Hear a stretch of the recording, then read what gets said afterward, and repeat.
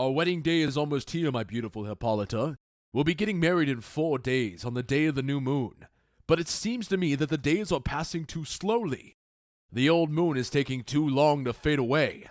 That old slow moon is keeping me from getting what I want, just like an old widow makes her stepson wait to get his inheritance. No, you'll see. 4 days will quickly turn into 4 nights. And since we dream at night, time passes quickly then. Finally, the new moon, curved like a silver bow in the sky, will look down on our wedding celebration. Go, Philostrate. Get the young people of Athens ready to celebrate and have a good time. Sadness is only appropriate for funerals. We don't want it at our festivities. Hippolyta, I wooed you with violence, using my sword, and got you to fall in love with me by injuring you. But I'll marry you under different circumstances, with extravagant festivals, public festivities, and celebration. Long live Theseus, our famous and respected Duke. Thanks, good Egeus. What's new with you? I'm here full of anger to complain about my daughter Hermia. Step forward, Demetrius. My lord, this man, Demetrius, has my permission to marry her. Step forward, Lysander. But this other man, Lysander, has cast a magic spell over my child's heart. You, Lysander, you've given her poems and exchanged tokens of love with my daughter. You've pretended to be in love with her, singing fake love songs softly at her window by moonlight, and you've captured her imagination by giving her locks of your hair, rings, toys, trinkets, knickknacks, little presents, flowers, and candies. Things that can really influence an impressionable young person. You've connived to steal my daughter's heart, making her stubborn and harsh instead of obedient, like she should be.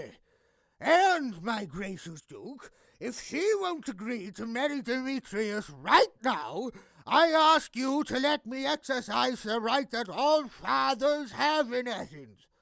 Since she belongs to me, I can do what I want with her. As the law says, I can either make her marry Demetrius or have her killed. What do you have to say for yourself, Hermia? Think carefully, pretty girl. You should think of your father as a god, since he's the one to give you your beauty. To him, you're like a figure that is sculpted out of wax, and he has the power to keep that figure or to destroy it. Demetrius is an admirable man. So is Lysander. You're right. Lysander's admirable as well. But since your father doesn't want him to marry you, you'll have to consider Demetrius to be the better man. I wish my father could see them with my eyes. No, you must see them as your father sees them. Your Grace, please forgive me. I don't know what makes me think I can say this, and I don't know if speaking my mind to such a powerful and noble person as yourself will damage my reputation for modesty. But please, tell me the worst thing that could happen to me if I refuse to marry Demetrius. You'll either be executed or you'll never see another man again. So think carefully about what you want, beautiful Hermia. Consider how young you are, and question your feelings.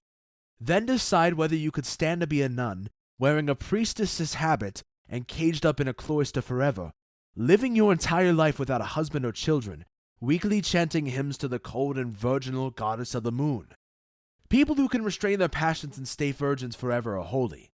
But although a virgin priestess might be rewarded in heaven, a married woman is happier on earth.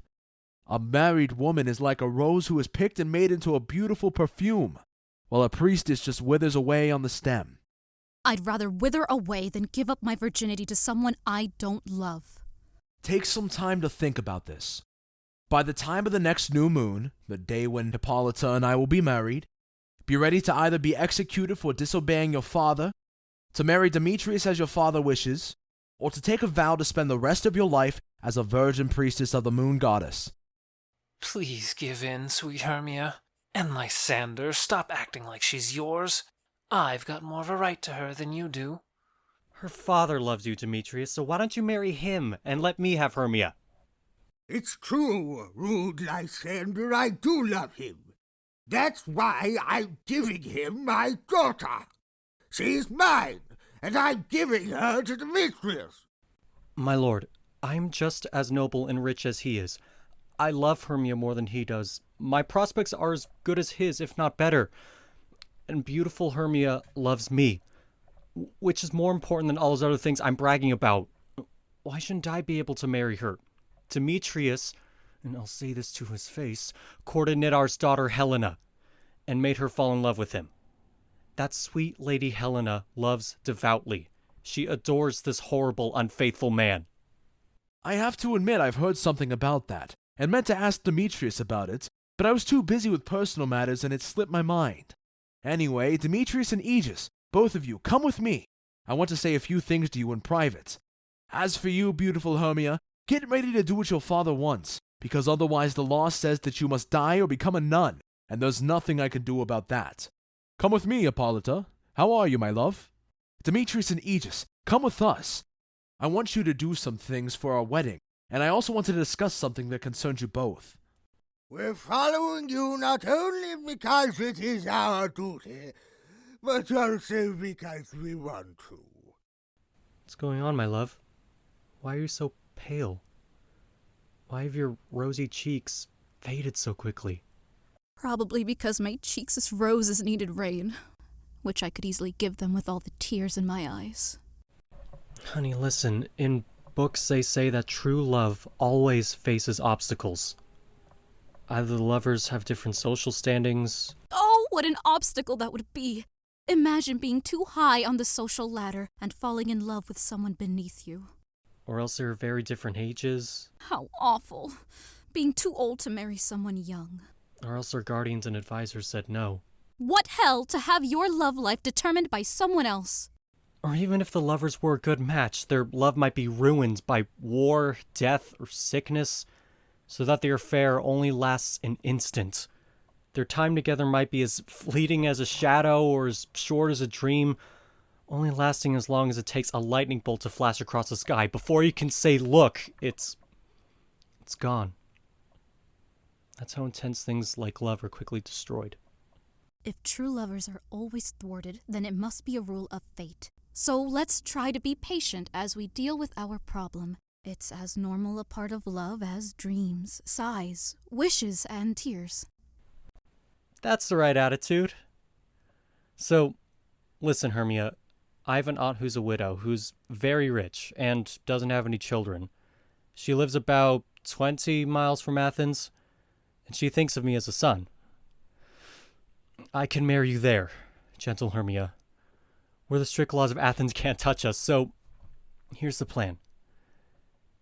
If you love me, sneak out of your father's house tomorrow night and meet me in the forest a few miles outside of town. You remember the place. I met you there once with Helena to celebrate May Day. I'll wait for you there. Oh, Lysander, I swear I'll be there tomorrow.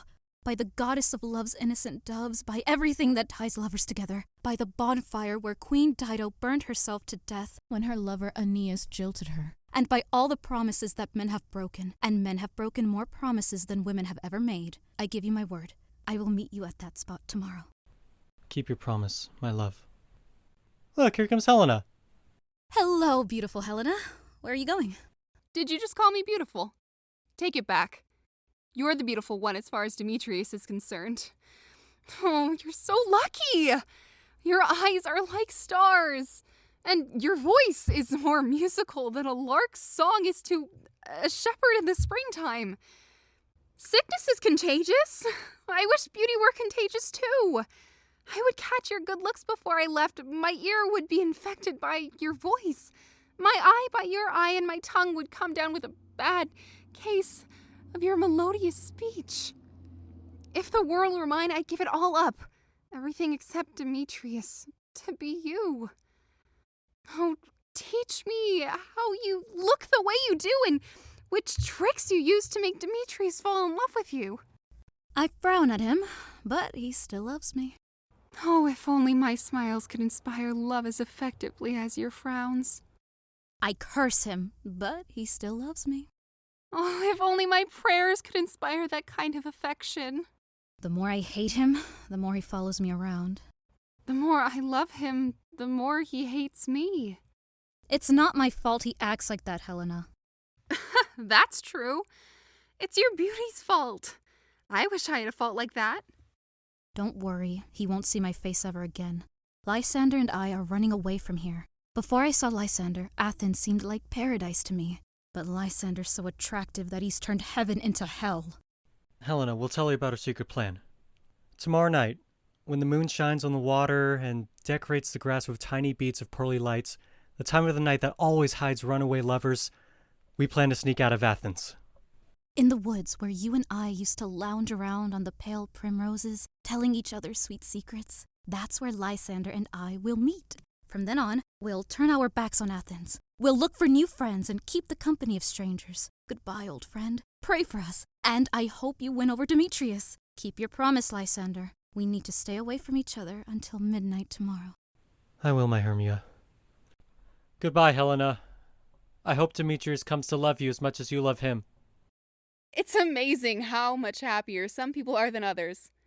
People throughout Athens think I'm as beautiful as Hermia, but so what? Demetrius doesn't think so, and that's all that matters.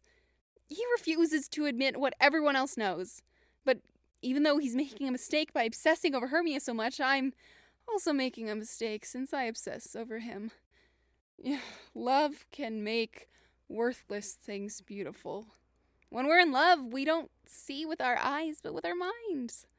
That's why paintings of Cupid, the god of love, always show him as blind. And love doesn't have good judgment either. Cupid has wings and no eyes, so he's bound to be reckless and hasty. That's why they say love is a child, because it makes such bad choices. Just as boys like to play games by telling lies, Cupid breaks his promises all the time. Before Demetrius even ever saw Hermia, he showered me with promises and swore he'd be mine forever. But when he got all hot and bothered over Hermia, his promises melted away. I'll go tell Demetrius that Hermia is running away tomorrow night. He'll run after her. If he's grateful to me for this information, it'll be worth my pain in helping him pursue my rival, Hermia. At least I'll get to see him when he goes. And then again, when he comes back.